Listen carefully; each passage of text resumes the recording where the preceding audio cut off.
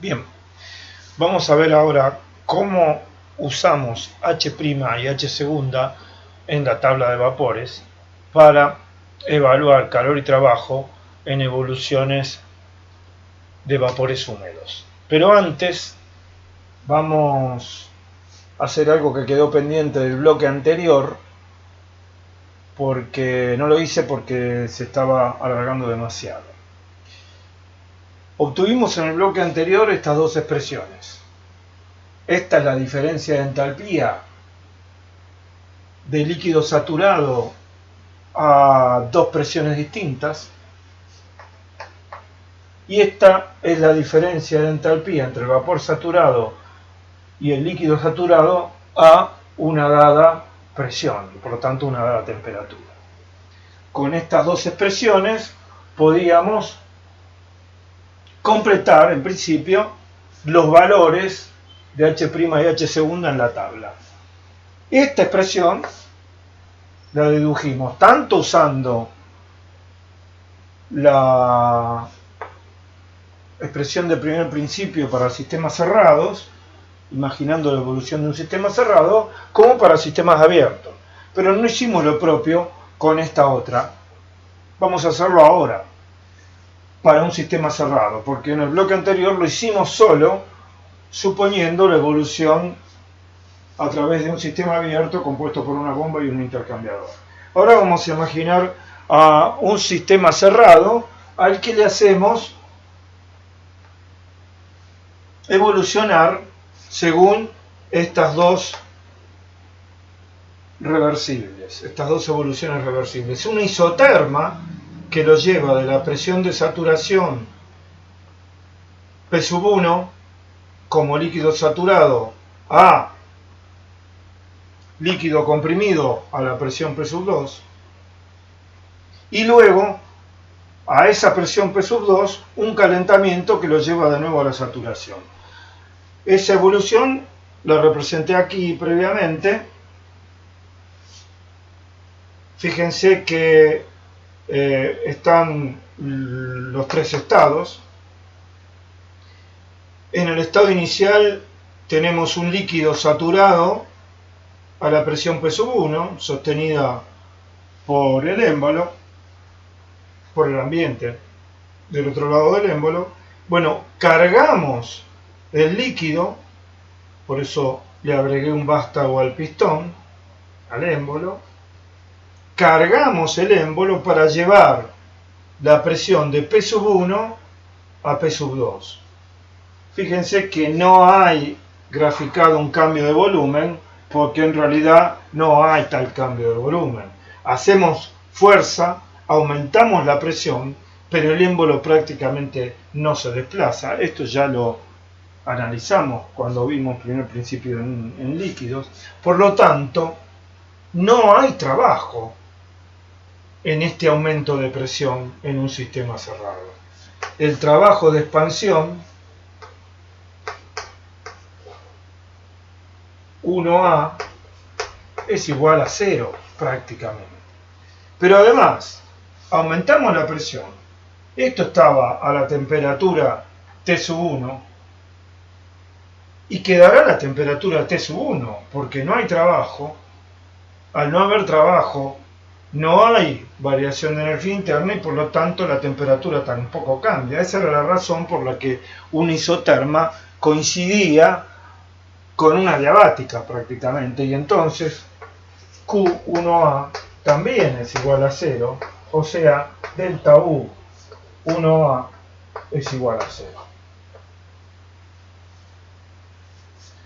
Ahora, nosotros podemos escribir delta H 1A, es decir, HA menos H1, HA menos H1,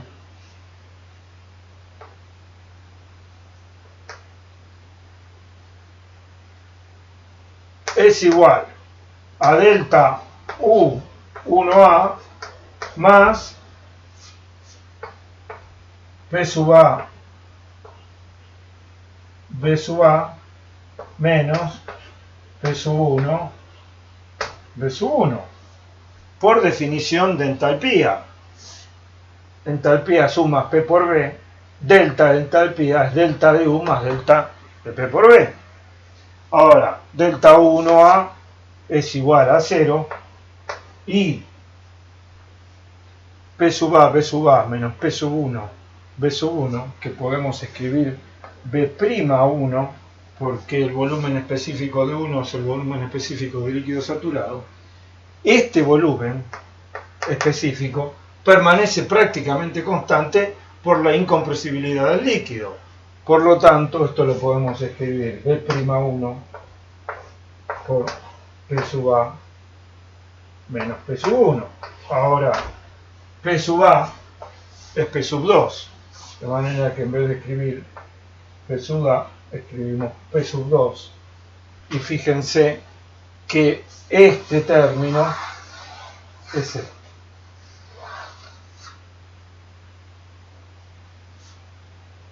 Y ahora nos ocupamos de delta H A2.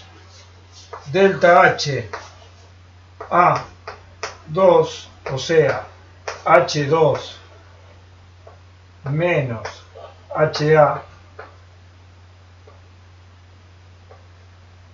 Trato de escribir los subíndices grandes para que se lean mientras los digo en voz alta. H2 menos HA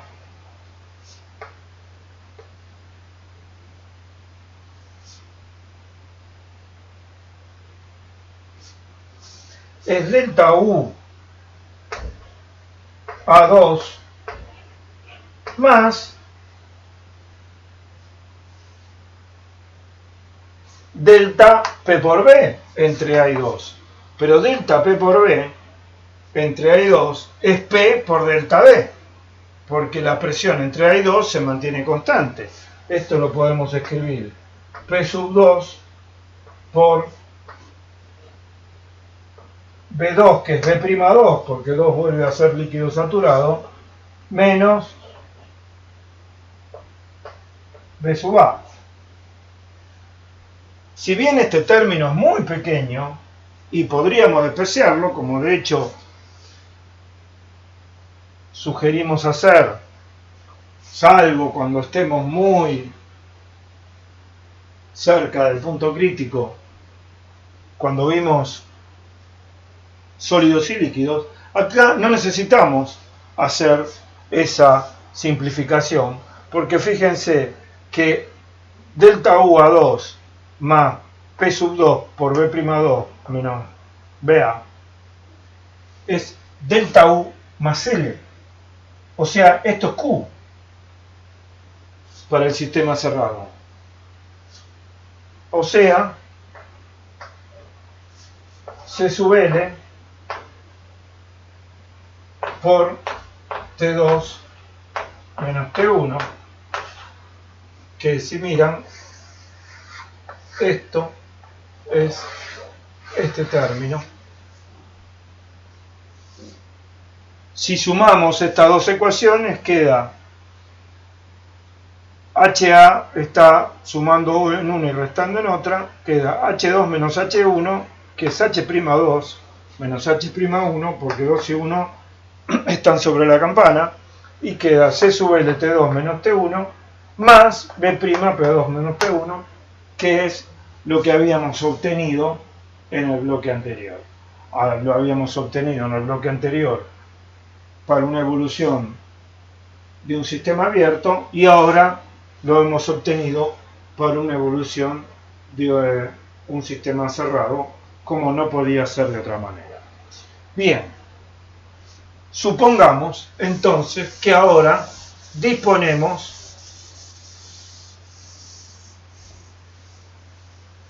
de la tabla de vapores con H segunda y H'.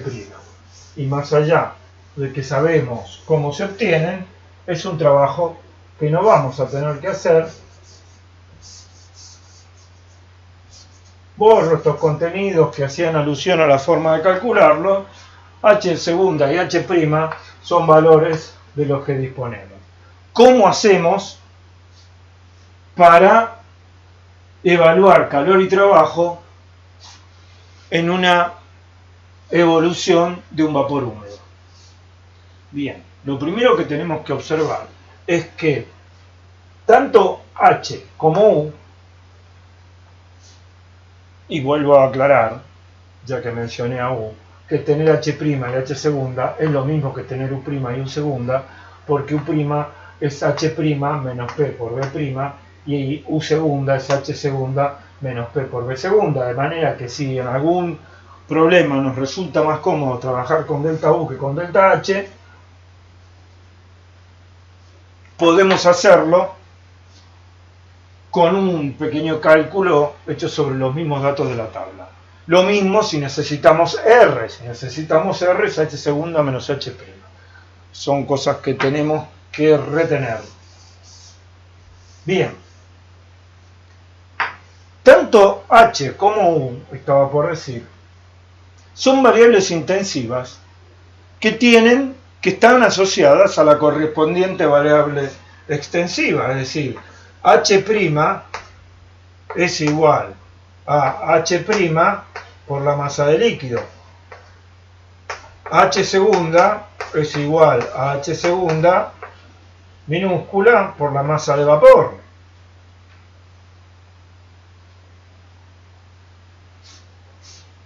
Y H de la mezcla será H por la masa de la mezcla.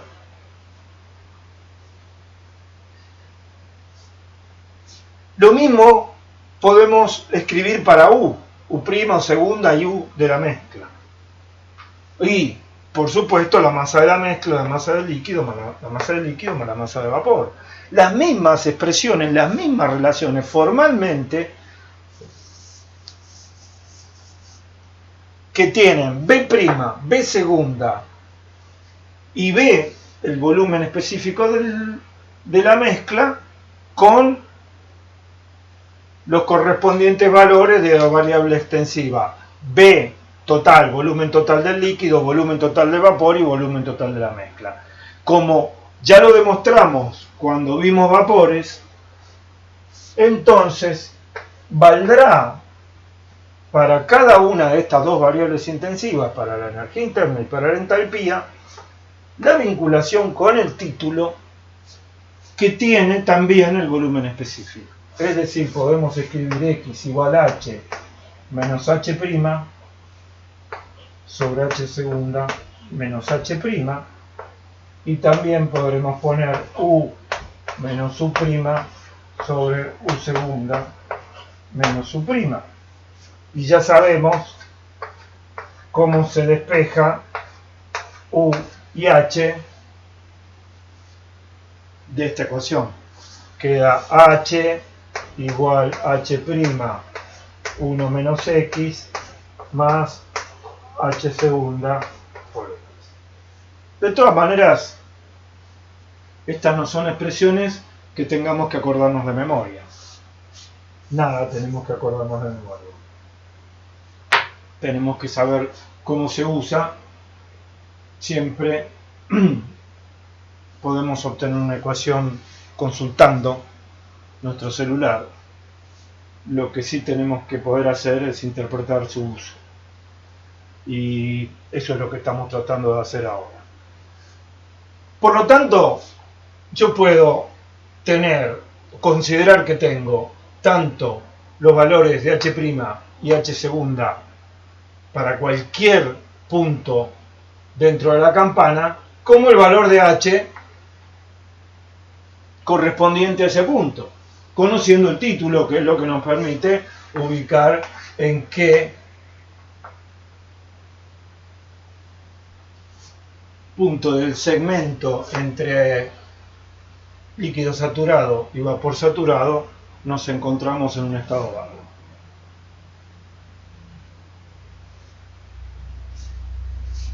Podemos demostrar, como lo hicimos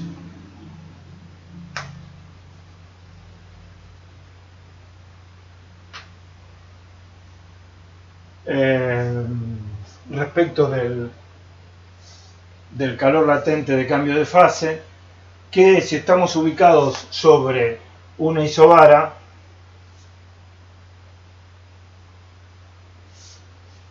H2 de P menos H1 de P resulta de escribir H2 y H1 en función de X2 y X1, siendo H' y H segunda los mismos, y vamos a obtener H segunda menos H'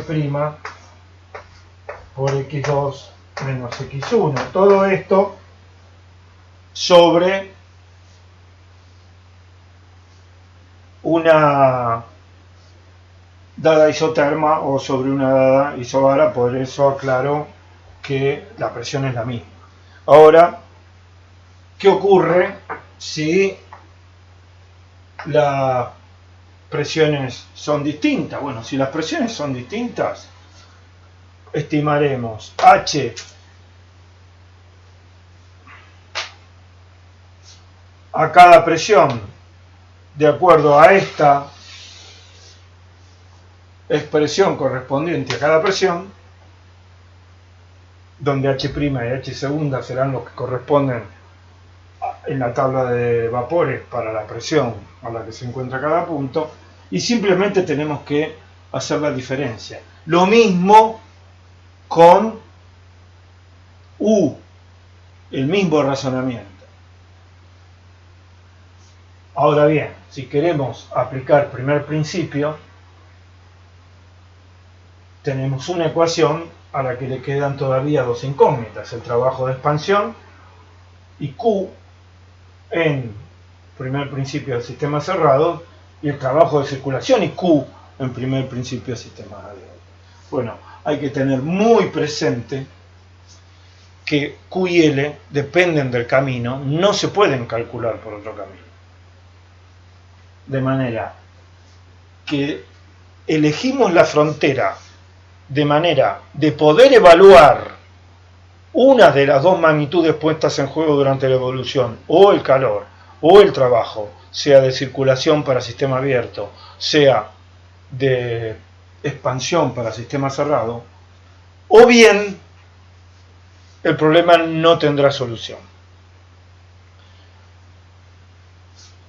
Por supuesto que si la evolución es reversible y está dibujada en el diagrama, podremos evaluar trabajo de expansión por el área bajo el eje X o trabajo de circulación por el área subtendida bajo el eje Y.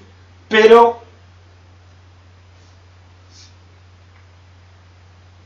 no es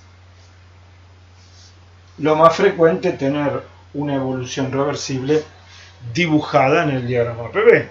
Es un recurso con el que podemos contar, pero no va a ser el que más frecuentemente tengamos. En otro bloque, en la sección correspondiente a ejemplos y ejercicios, vamos a resolver un ejercicio de vapor húmedo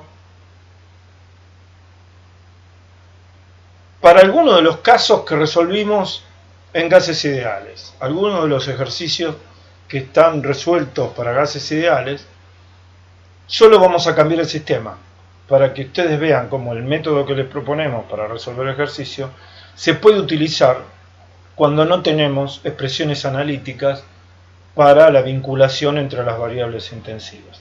Allá vamos.